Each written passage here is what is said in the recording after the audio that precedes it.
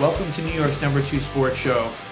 The Rangers lose to the Toronto Maple Leafs in the shootout. The final score is 4-3.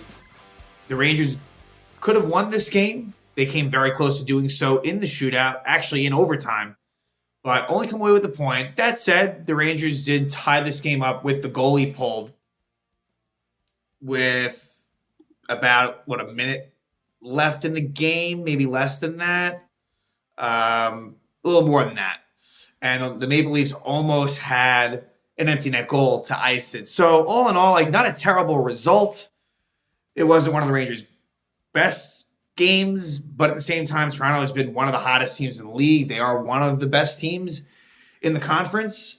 So, this was the third and final game between the two clubs, both original 6 teams. And on December 12th, the Rangers, got spanked by the Leafs. Then a week later, they go to Toronto, exact some revenge, and then this game ends up going to the shootout, and Toronto comes out on top. It's weird. The Rangers, all 3 of their shootout losses this year have been road Saturday night games. So just nothing more than a random stat. But, not many games the Rangers have played this year have gone to the shootout. They're 1-3 in the shootout portion, and I believe they're 7-1 in the 3-on-3, and they almost, Panarin had a great chance, but Samsonov made some good saves. I thought the goaltending in this game was pretty good. When I go through the goals individually, I'll maybe think otherwise, but, based on recollection, I think Samsonov and Shesterkin were good. But, yeah, can't win them all, but they came close. And the Rangers, another couple stats that were broken tonight. When Alexis Lafrenière scores a goal, the Rangers had been 15-0. Now they're 15-0-1. And games tied going to the third. I believe the Rangers were 7-0, which is also very impressive. And I was somewhat surprised. I almost feels like there's been more, I don't know. Feels like there's been more games tied going to third than just 7. But if that was the case, I think I heard a stat on the broadcast that they were 7-0, so now they're 7-0-1 in that regard. But I like how the Rangers keep fighting. The fact they're able to score that 6-on-5 goal. But look, there's some negatives as well. When it comes to Mika, and he did score a shootout goal, which was good to see. It's irrelevant, obviously, in the fact that there is no shootouts in the playoffs. But Mika, who's notoriously been great in the shootout, has struggled lately, but had a really nice goal. But I'm just looking for some offensive 5-on-5 production. And it's just not there. And to a lesser degree, Kreider. We'll lump them both in, but I still think Mika is the one that's kind of the poster child for that. Defensively, he's been great. No complaints at all there. But if the Rangers are to win a Stanley Cup, he has to be able to produce goals 5-on-5. And I think it's now 28 straight games with no 5-on-5 goals. That's insane. It's insane the Rangers have done what they've done. They're 40-17-4 at this point. So 84 points through 61 games. Very impressive. But the fact of the matter is that, there's going to be improvements that need to be made. Someone, who I've been talking negatively about for a while now, Barclay Goodrow is he's just not good. He's not good. He's got one of the worst contracts in the league for sure. The fact that there's 3 more seasons on the contract after this year is nuts. Really does a bad job of clearing the puck out on that third goal, the John Tavares goal. And it's interesting, in the second period intermission, he's talking about, we got to do a better job of cleanly getting the puck out of the defensive zone and transitioning. And what does he do? Turns it over. And he had turnovers earlier in the game in that same regard. He's slow, offensively completely inept. Completely inept. And it wasn't always this bad.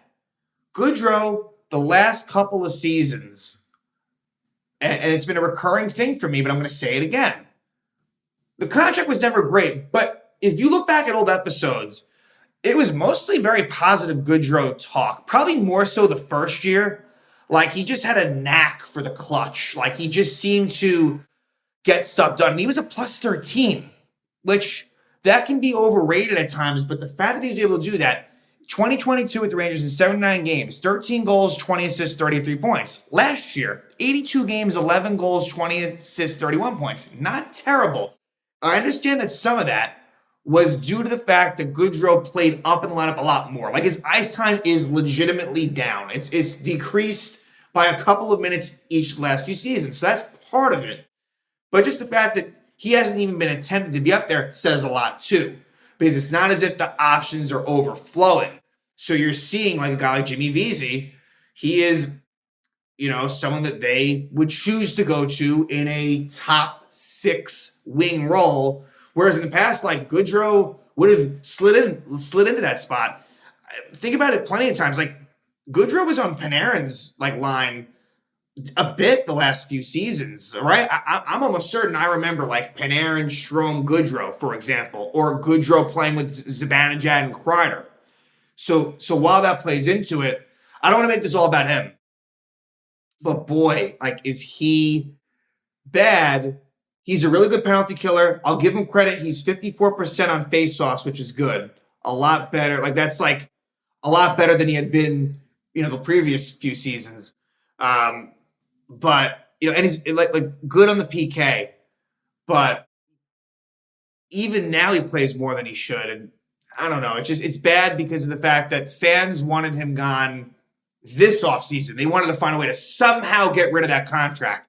And that was before the offensive decline and just general decline we've seen this season. So wanted to say that. Johnny Brodzinski, like, I feel bad. Well, I shouldn't say I feel bad, but he only played 7 minutes and 58 seconds tonight. The Rangers are going to bring in a third-line center. And from there, Brodzinski will be in a role that's just better for the team. I think he'll stay up with the NHL club. Will he play all the time? Not necessarily, but there's so many spots up for grabs with the forward group. Right? Like, Matt Rempe gets into a fight with Ryan Reeves. We'll talk about that. And, there's so much hype around Rempe. And look, he held his own in that fight, but, Ryan Reeves is so overrated. Ryan Reeves, I mean, he's not even overrated at this point. I think everyone knows, like, what he is now, but I'm so anti-Ryan Reeves, it's not even funny.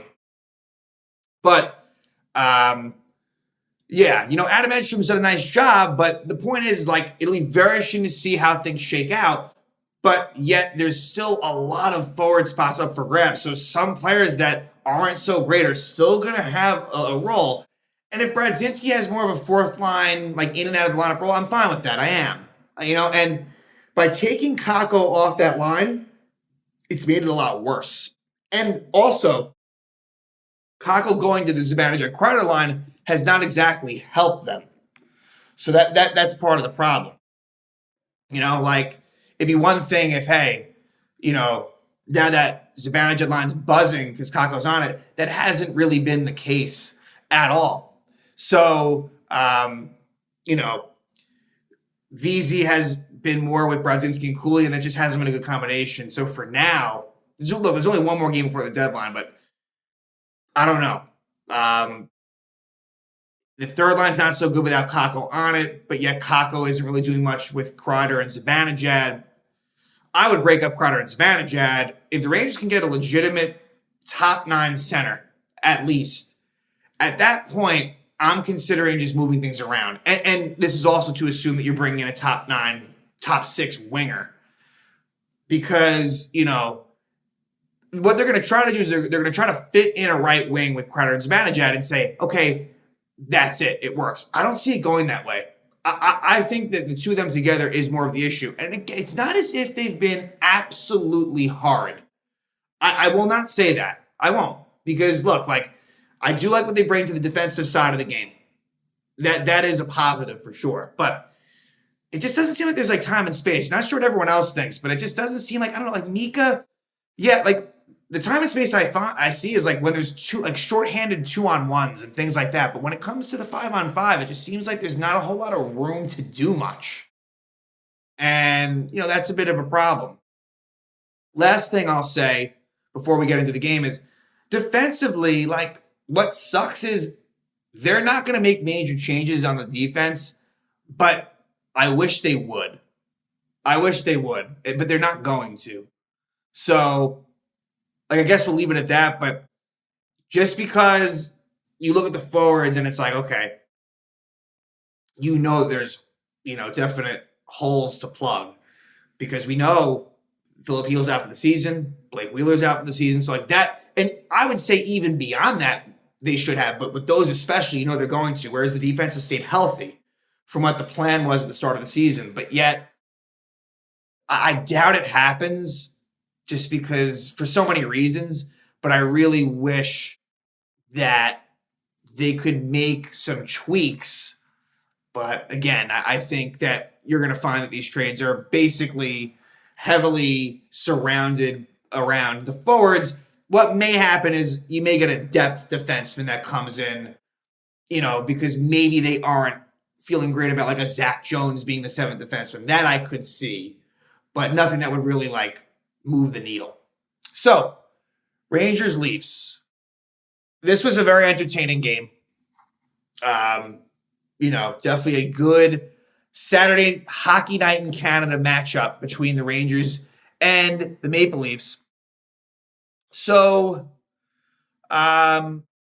first period, Jacob Trouba is called for high sticking at 7:28. He high sticks William Nylander. Ranger penalty kill does a good job.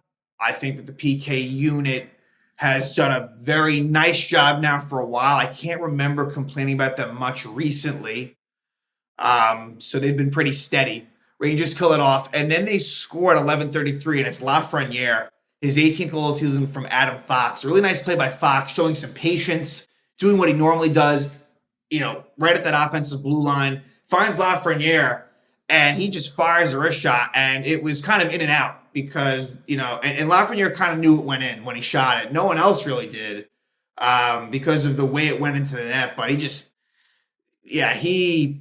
is getting so much better, and it's very exciting. I mean, he's already reached his point total last season, having played 20 less games, just to put it in perspective, and with not all that much power play time. But I love how he is effective on that 6-on-5.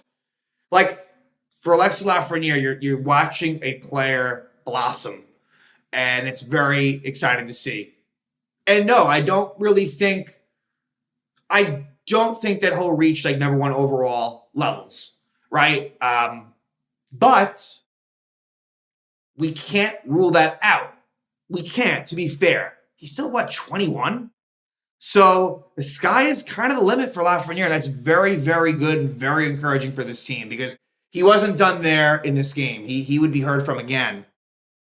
So that makes it 1-0 Rangers. Then at 16:05, Liljegren chips Zibanejad. And I'll say this, Mika has drawn a lot of penalties. Got to give him credit there. I've noticed that. But then 14 seconds in, Trocheck's call for interference. He interferes with Calle Yarncroke. Kind of unfortunate. Trocheck, it was more incidental contact. So now it's 4-on-4. And then towards the end of that, Benoit interferes with Goodrow. And the Rangers have a power play at the end of the first period, but doesn't score. So that would have been big. Ranger power play doesn't get it done in this game. And so it's a 1-0 Ranger lead going to the second. I thought the Rangers played a solid first. It wasn't without its mistakes, but it was solid. Second period, not as great. I think, Toronto was probably the better team in the second.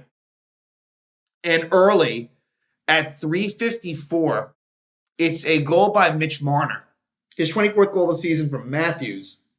And the problem here was there must have been a couple of icings leading into that goal by Marner. So that was the problem. It was, I think it was the Brodzinski line with Gustafsson Schneider. I think that was the D pair, if memory serves. But yeah, just not good. A lot of icings, and eventually on the Marner goal, that is where Lindgren is kind of caught in the corner, and then Brodzinski goes over there. Marner wheels his way around, gets to the middle, and then Cooley kind of collides with Gustafsson just to mess around. And, Will Cooley, it sucks. Like, he's kind of hitting a little bit of a rookie wall, I feel like. Even though not too long ago he was looking good. But with Cooley, you just wonder a little bit. And again, that's another example of a guy. I like Will Cooley. I think he's going to be a pretty solid NHL player, but it's like there's a lot to improve upon. You absolutely leave Cooley in the lineup. You do.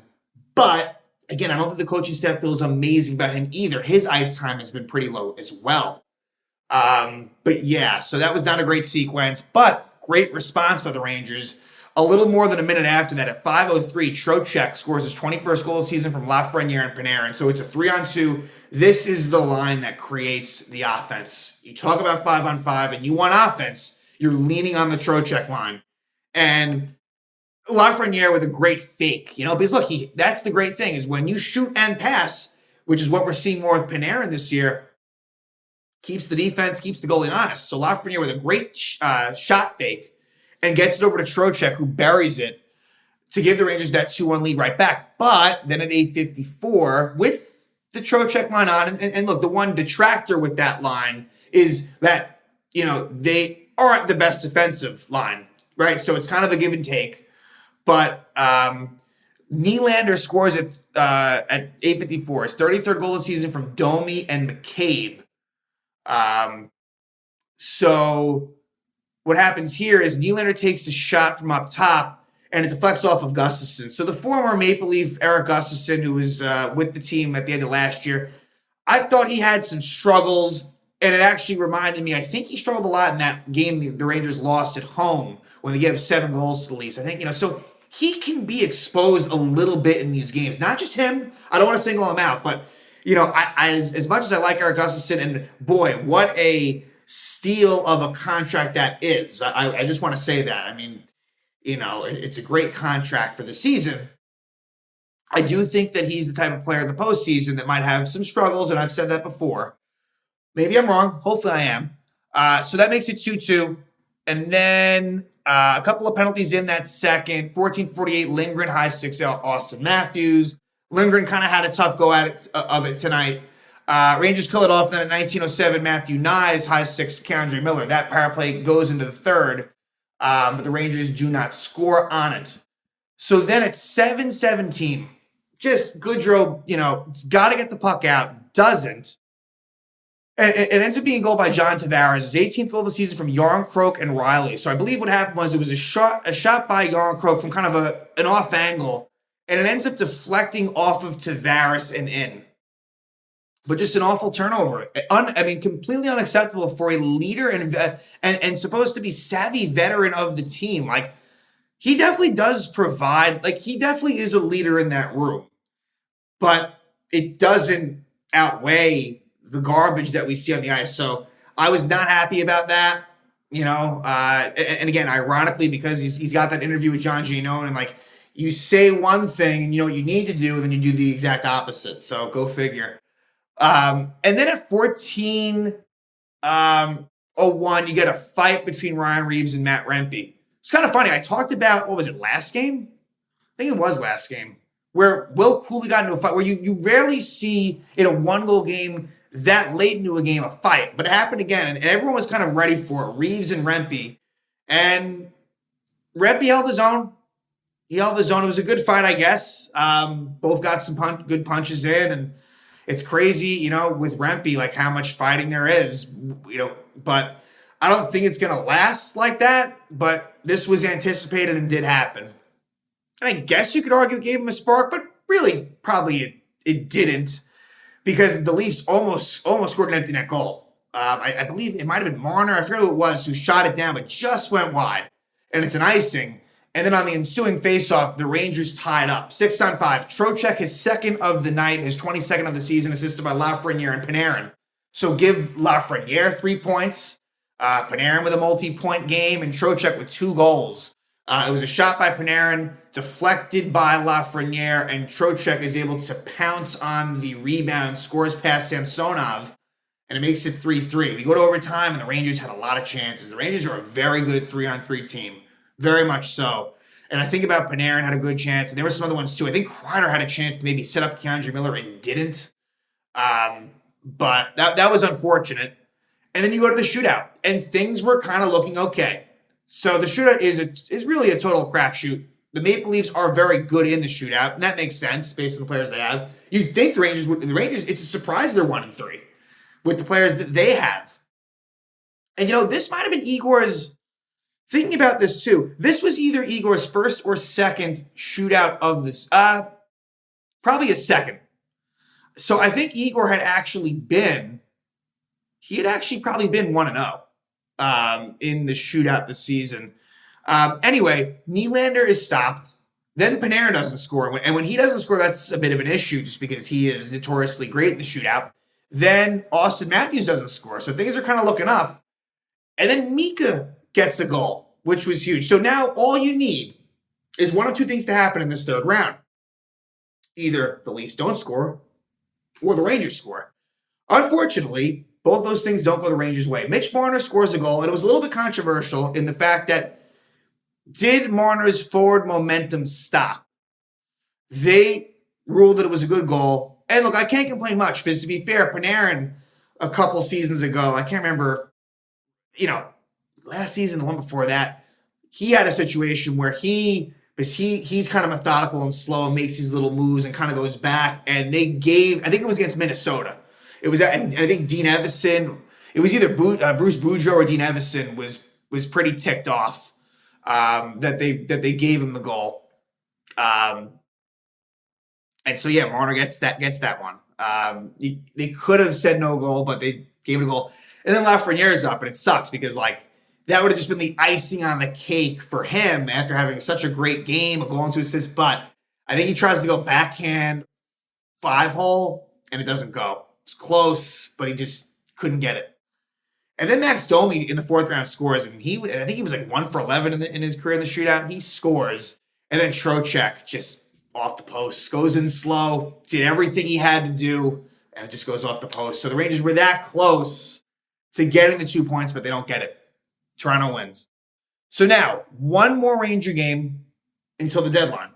And so, in other words, also one more Ranger game, and they don't play for a bit. So they play on Monday, and then don't play again until Saturday. So this is one, for many reasons, it's going to be interesting, and one you're going to want, right?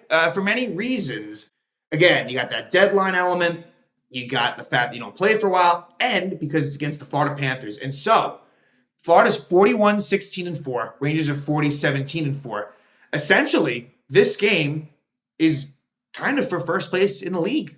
If the Rangers were to win this game in regulation, even though they'd be tied in points and games, they would technically be ahead of Florida. Now, it's getting way too early for that, but I'm just giving you the facts. And Rangers had lost at Florida in late December, I think it was. So there's a couple of home games versus Florida this month.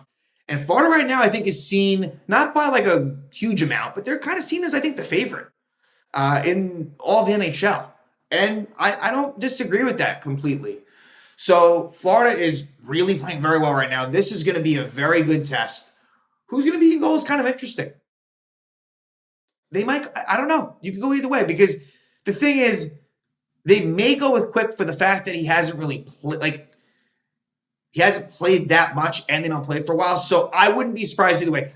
Who would I prefer? I'd prefer Igor because I would kind of like to win this game. But if they go with Quick, look, it's you're thinking about the long run, and so I get it, So we'll see what they do.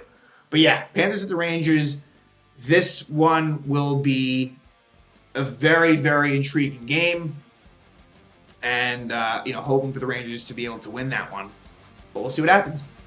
So again, Rangers go to Toronto in their third and final matchup with the Maple Leafs this season. They fall short. They do come back late. They almost win it in the 3-on-3. They almost win the shootout, but not to be. They lose this game in the shootout by a score of 4-3.